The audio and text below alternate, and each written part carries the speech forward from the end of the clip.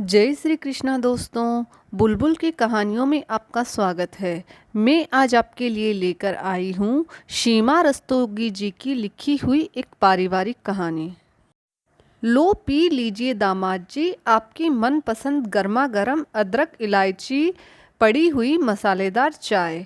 देविका ने उलझते हुए मनन के सामने चाय की ट्रे रखते हुए कहा, क्योंकि दामाद को प्रसन्न करने से उनको बहुत खुशी जो मिलती थी।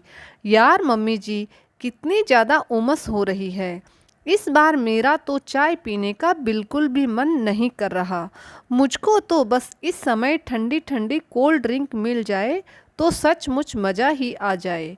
मनन के मुंह से यह बात सुनकर तो रूही एकदम से चौंक ही पड़ी, क्योंकि मनन कोल्ड ड्रिंक बहुत कम ही पीता है और चाय का बेहद शौकीन है। चाहे कितनी भी गर्मी क्यों ना हो जाए, कोल्ड ड्रिंक चाहिए ही चाहिए। दामाद जी, अभी पूरी तरह से गर्मी शुरू ही नहीं हुई है तो अभी फ्रिज में कोल्ड ड्रिंक मंगाकर भी नहीं रखी, लेकिन कोई बात नहीं, अभी पापा झट से जाकर ले आएंगे। देविका थोड़ा बेबसी से बोली, मनन, तुमको तो चाय बहुत पसंद है, ऐसा करो चाय पी लो, अभी थोड़ी देर में कोल्ड ड्रिंक आ जाएगी। रूही मनवार करते हुए बोली, अरे रूही बेटा, कैसी बातें करती हो। दामाद जी का कोल्ड ड्रिंक पीने का मन है तो क्यों वह भी अपना मन मारे। मैं अभी झट से बाजार से जाकर लेकर आता हूँ। मनोज जी उठते हुए बोले, अरे नहीं पापा, आप मत जाइए, बाहर धूप बहुत तेज है, मैं जाकर फटाफट से ले आती हूँ।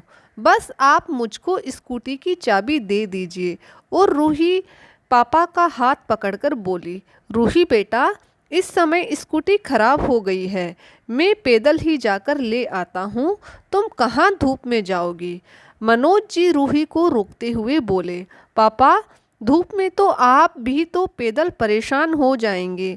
रूही बेबसी से बोली, क्योंकि वह जानती थी अगर मनन के मुंह से कुछ निकल गया तो उसके मम्मी पापा चाहे जैसे भी लेकिन पूरा ज़रूर करेंगे, जबकि उसके पापा को ब्लड प्रेशर की शिकायत रहती थी। अरे बेटा, मुझको तो आदत ही है, जब अकेले हैं तो बाजार तो जाना ही पड़ता है। इतना कहकर मनोज जी बाहर निकल गए, लेकिन मनन के मुंह से एक भी शब्द नहीं निकला कि पापा आप रहने दीजिए। और थोड़ी देर बाद मनोज जी पसीने से तरबतर कोल्ड ड्रिंक लेकर आ ही गए और देविका ने मनन को गिलास में कोल्ड ड्रिंक डालकर दे दी। रूही को तो बहुत ज़्यादा खराब लगा कि हमेशा ही मनन उसके मम्मी पापा को परेशान करता रहता है, हर बात को लेकर नखरे दिखाना। शायद वह अपने दामाद होने का अहंकार बहुत ज़्यादा समझता था। रूही के मम्मी पापा तो मनन का बहुत ज़्यादा सम्मान करते, लेकिन मनन अपनी हरकतों से बाज नहीं आता।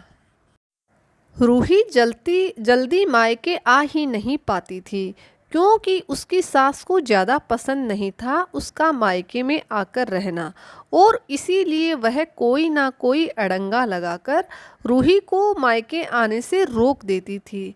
लेकिन कभी कभी देविका जी, जिसकी वजह से मनन के साथ वह बहुत मनुहार करके 2-4 महीने बाद संडे को उन लोगों से मिलने आ जाती, और वह आज इसी उद्देश्य से मम्मी पापा से मिलने के लिए आई हुई थी।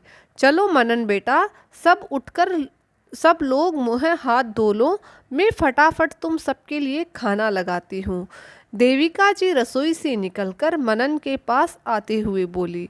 रूही अंदर रसोई में जाकर अपनी मम्मी की मदद करवा रही थी। मम्मी जी, पहले यह तो बताइए कि अपने खाने में बनाया क्या क्या है। मनन अपने अक्खड़ स्वभाव के कारण बोला, क्योंकि उसे तो हर बात में नखरे तो दिखाने ही दिखाने थे। मनन, बहुत मन से मम्मी ने तुम्हारी मनपसंद कचौड़ी और छोले बनाए हैं। देविका से पहले ही रूही मनन की बात सुनकर रसोई से निकलकर जवाब देते हुए बोली, हे भगवान, कचौड़ी और छोले, इतनी गर्मी में कचौड़ी छोले कौन खाता है। मम्मी जी, बनाने से पहले एक बार मुझसे पूछ तो लेती। मनन ने चिढ़ते हुए बोला। मनन, तुमको तो मम्मी के हाथ के कचौड़ी छोले बहुत ज़्यादा पसंद है, फिर क्यों रूही शब्दों में जोर लगाकर बोली। लेकिन आज तो मेरी दाल चावल खाने का मन कर रहा था, फिर जो बना है वही खा लूँगा।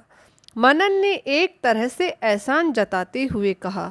अरे नहीं दामाद जी, अभी मैं फटाफट दाल चावल बना देती हूँ। आखिर देर ही कितनी लगेगी दाल चावल बनाने में।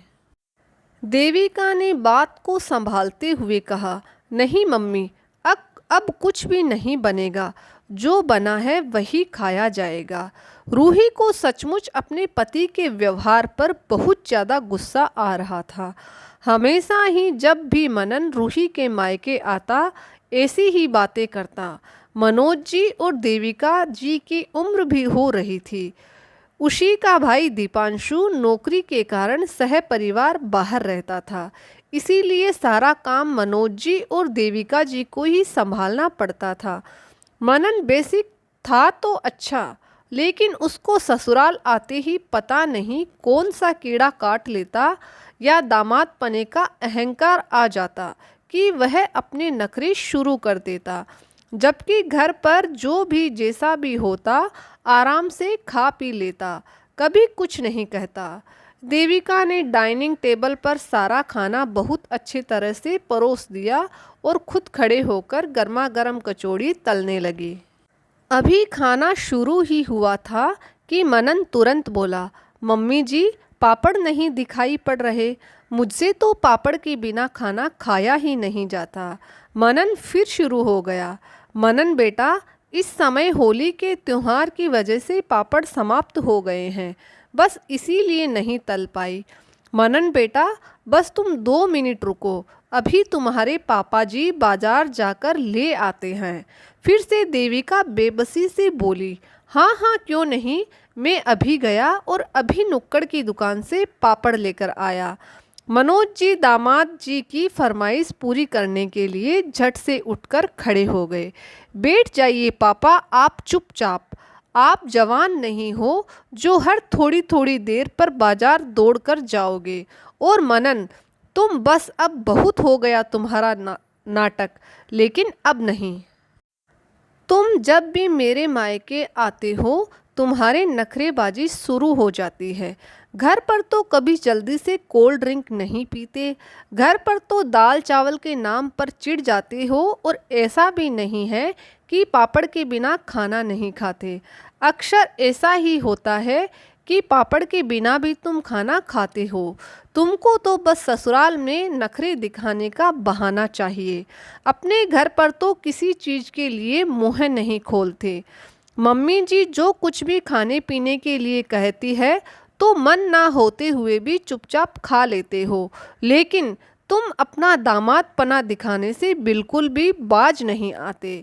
आगे से मैं अकेले ही मम्मी पापा से मिलने आ जाया करूँगी, कोई ज़रूरत नहीं तुमको मेरे साथ आने की, क्योंकि मैं यहाँ आकर अपने मम्मी पापा को सुख देने के बजाय दुखी नहीं करना चाहती। पता नहीं किस रो में रूही इतना सब कुछ बोलती चली गई। अरे रूही बेटा, जरा सी बात पर क्यों इतना परेशान हो रही हो? यह दामाद जी का ससुराल है, उनका जो मन कर रहा है वह खाने पीने दो। देविका जी और मनोज जी एक साथ बोले। मम्मी पापा, एक बात बताइए, ससुराल तो मेरा भी वहाँ पर है, तो मैं भी बहू बनकर नखरेबाजी दिखाऊं तो कैसा लगेगा मनन को? यह कहते कहते रूही का चेहरा एकदम से तमतमा गया। मम्मी जी, पापा जी, रूही बिल्कुल सही कह रही है, लेकिन मैंने हमेशा ही पापा को भी मेरे नाना मामा के घर ऐसा ही व्यवहार करते देखा। शायद यह उन्हीं संस्कारों की देन है। लेकिन आज से मैं प्रतिज्ञा लेता हूँ कि यहाँ पर भी आकर बिल्कुल वैसा ही रहूँगा जैसा घर पर रहता हूँ। मनन अपने व्यवहार पर पश्चाताप करते हुए बोला, थैंक यू मनन, मेरी बात का सम्मान करने के लिए और मेरे मम्मी पापा को परेशान ना करने के लिए। रूही ने बहुत खुश होकर मनन को मम्मी पापा के सामने ही गले लगा लिया, लेकिन अगले ही पल वह शर्मा गई जब उसको एहसास हुआ कि उसके मम्मी पापा सामने बैठे हैं, और वह मुस्कुराकर मनन से अलग हो गई। और थोड़ी ही देर में सब लोग हंसते मुस्कुराते हुए कचौड़ी और छोलों का आनंद उठा रहे थे। तो दोस्तों, क्या लड़कों का ससुराल जाकर इस तरह का व्यवहार करना उचित है? हालांकि समय में बहुत परिवर्तन कर दिया है। आज लड़की ससुराल में बिल्कुल घर की तरह रहती है, लेकिन अभी भी कहीं कहीं इस बात का अपवाद देखने को मिल जाता है। तो कैसी लगी आपको आज की कहानी? कमेंट में अवश्य लिखिए, और आप अगर चैनल पर नए हैं तो चैनल को लाइक और सब्सक्राइब करना ना भूलिएगा। जय श्री कृष्णा।